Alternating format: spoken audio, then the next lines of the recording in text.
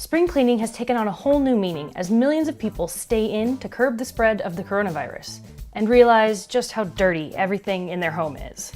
But with so much misinformation floating around about what works and what doesn't, what can you do? I got a little help over Skype from Mikhail Vershovsky, better known as Dr. Mike, to get the facts about how to keep our stuff clean. Well, the first thing you need to do is when you walk inside from the outdoors, you need to disinfect your body. That doesn't mean taking a full shower. It means washing your hands very thoroughly, taking your shoes off, leaving them by the door, because that's the easiest way to bring in those germs from the outside in. We don't want that to happen. How do we fight it? Washing our hands.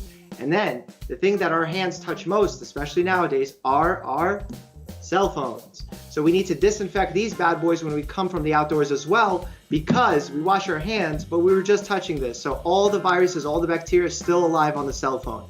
In fact, Apple just put out a great release on how to clean your cell phones properly so you don't damage them. Looking at Apple's guidelines for how to clean my iPhone, I'm 100% okay doing what I have been doing, but probably should be doing more often, which is using a wipe and just gently wiping the exterior surfaces. Now I just need to know which of these cleaning products to actually use on other things around the house.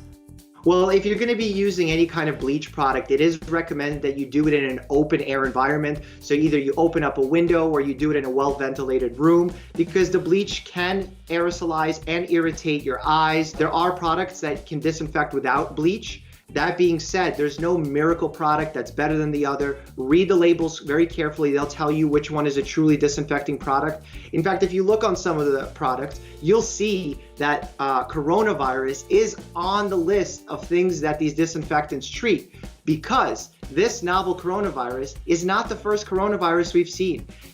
Coronavirus is simply a strain of viruses that cause all sorts of respiratory conditions. I'd never noticed this on products before, so I went looking at some of the disinfecting products that I have around my house. And these handy wipes explicitly say the human coronavirus.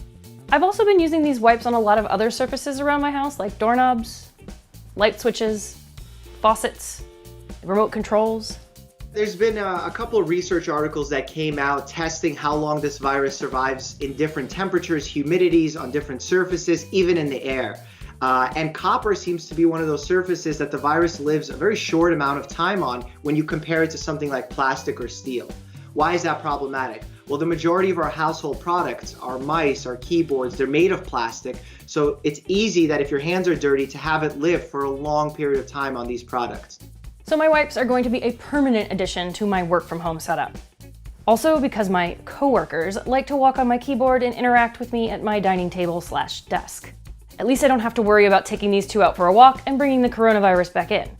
There's been a lot of talk about pets being carriers of this virus. And while we haven't seen evidence of them truly being sickened by this virus and then getting their owners sick, what we have seen is pets acting like a surface contaminant. So if you're walking outside and someone asks to pet your dog, respectfully ask for them to practice proper social distancing so that they don't leave the virus on your dog's hair, so that when you come in and start petting it, now the virus is on your hands. That's a strong recommendation. Also, very simple, when you're coming in from the outdoors, wipe your dog's or cat's paws so that they don't bring the virus in indoors.